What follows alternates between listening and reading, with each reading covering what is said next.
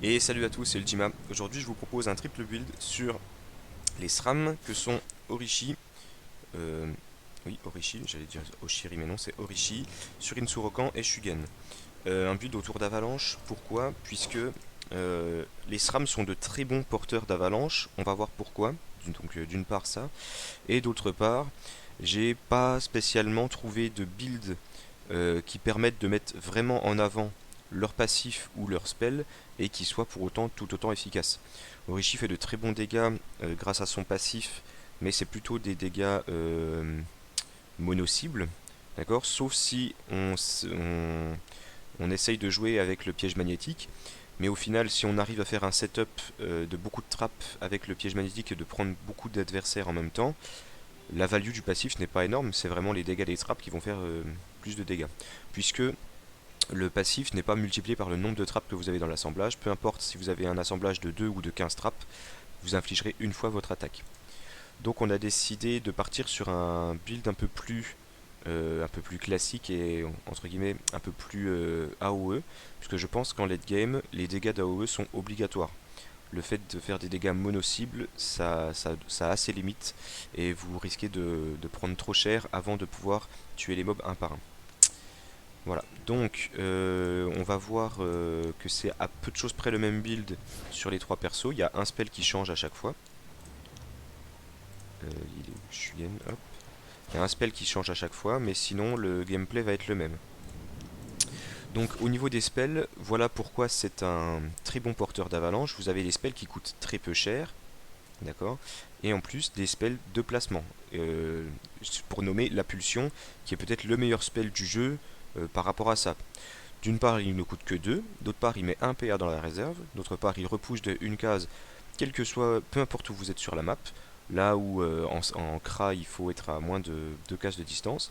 Et si vous avez 2 trappes, on verra ce qui sera très souvent le cas, vous avez la poussette qui repousse de une case en plus. Donc, pour le placement de vos avalanches, c'est parfait.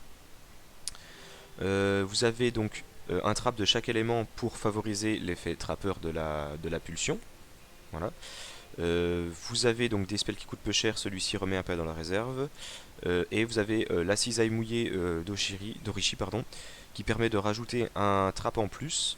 Donc pour Orishi, le gameplay va être de mettre vos trappes en assemblage, comme ça si les mobs veulent se déplacer autour de vous et quitter votre zone d'avalanche, ils prennent un assemblage et donc beaucoup de dégâts. Donc ça permet de maîtriser les monstres autour de vous une fois qu'ils le sont et d'éviter de les faire se promener un peu partout. Au niveau des compagnons, on a quelque chose d'assez classique pour Avalanche. J'ai fait beaucoup de builds d'Avalanche, donc je ne vais pas forcément les présenter. Simplement, voilà, Oracle et Shani sont vraiment très importants pour le placement via vos trappes et pour l'Avalanche. En termes de génération de jauge, on a une bonne génération de jauge en soi. On a 2 en air et 4 en eau, pardon. Donc un peu plus d'eau si on fait une rotation de deck classique. Donc si vous voulez, vous pouvez même enlever le héros apaisant et rajouter un compagnon eau qui lui pourra être invoqué. Voilà. Au niveau des anneaux, pareil, pas forcément besoin de les présenter plus que ça si vous avez déjà vu mes autres vidéos sur les builds d'avalanche. L'anneau Réo, de quoi piocher, de quoi réduire le coût des PA. L'anneau qui donne des PA en réserve qui permet de crit. Alors j'ai pas regardé encore les passifs, mais voilà, vous avez des passifs qui permettent de piocher, qui reviennent dans la main, donc c'est ce qui fait que les SRAM, une fois qu'on a investi dedans, voilà, deux spells de pioche, deux spells qui reviennent dans la main, trois même je pense, non, non, deux qui reviennent dans la main, encore un qui fait piocher, enfin voilà, énormément de critiques qui font beaucoup de bien dans un build avalanche, que ce soit PA de réserve, que ce soit pioche, que ce soit revenir dans la main. Donc vous n'aurez jamais de problème de main si vous investissez dans les passifs. Au niveau du brassard, j'ai mis par défaut le brassard rebond, il y a plusieurs choix. Vous avez le brassard Gousin qui réduit de 1 PA et donc faire plus d'avalanche. Et moi je suis de plus en plus fan du brassard naqueux quand il s'agit de jouer une affinité. Le brassard naqueux permet de vous setup ou de vous sortir du nouveau espace. Donc à ne pas sous-estimer ce brassard qui est vraiment très très puissant. Voilà. Donc au niveau des playstyles, on a dit Orishi va plus chercher à faire des assemblages autour de votre zone de 3 par 3 pour éviter que les monstres partent dans n'importe quel sens et s'ils le font ils prennent des dégâts. Shugen, quant à lui, n'a pas de spell de classe. On a mis la peur bleue un peu par défaut. Donc c'est parce que Shugen, encore une fois, voilà, je n'ai pas non plus trouvé de build qui me plaît vraiment à jouer. Donc j'ai décidé de le jouer Avalanche. Shugen va avoir la capacité de mettre un trap en plus à chaque tour, donc des facilités à déclencher Trapper. Voilà. Voilà pour Shugen. Et enfin le Surin Sorokan avec lequel on va faire la démonstration, qui lui aussi va pouvoir bénéficier de Trapper. Donc on a mis son spell de classe qui fait de bons dégâts de zone et qui peut déclencher rebond. Donc parmi les trois c'est probablement le meilleur, puisqu'en plus si vous déclenchez ses auras Trapper, vous pouvez avoir un trap qui réduit le coût d'un PA de votre main. Donc ça on apprécie. Ou encore un trap qui repousse, donc un outil de placement supplémentaire. Attention à bien l'utiliser si vous avez une aura trappe des vents. Donc une fois que vous avez le perso bien en main et que vous commencez vraiment à maîtriser, vous pourrez choisir si vous préférez avoir, en gros avec ces spells là qui déclenchent Trapper, si vous préférez avoir aura des vents ou aura des eaux, pour savoir si vous avez besoin de vous placer d'un placement en plus ou d'un PA en plus. Voilà. On va partir en démonstration. J'étais donc niveau 13 au moment du combat face au Crackler niveau 40. C'est parti.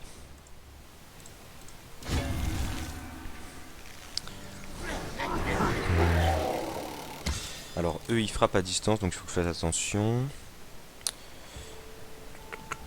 Donc je peux aller direct au corps à corps, m'exposer. Mais je vais peut-être plutôt respecter un peu. On va juste faire ça. On va faire ça. Voilà.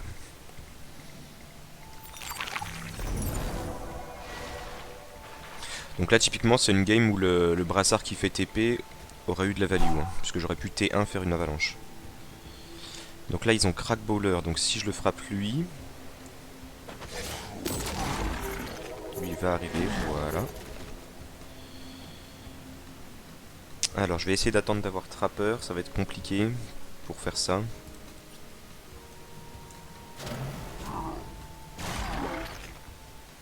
Pas si compliqué que ça au final.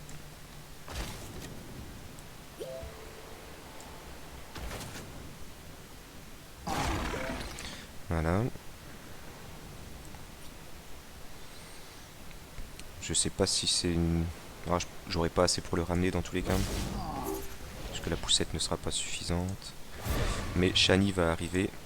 Donc en soi, il n'a pas de PA à voler. Hop. On va invoquer Shani. Fais gaffe à pas se faire crackballer quelque part. Et on peut sweep un peu plus efficacement. Avec nos spells qui coûtent 0.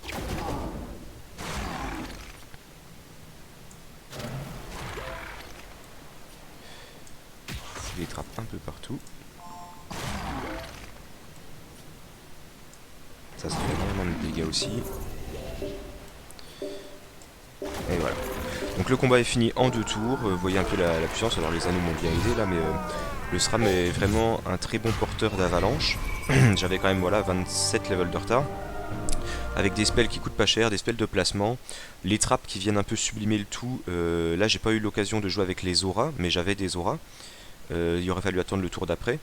Mais les auras trappes, voilà, avec le Surin en tout cas, permettent soit de gagner un PA, donc d'enchaîner plus d'avalanches, soit de repousser un bob. Et dans tous les cas, voilà, c'est utile. Donc j'espère que le build vous a plu, que la vidéo vous a plu. N'hésitez pas à laisser un j'aime, un commentaire et à bientôt pour une prochaine vidéo. A plus.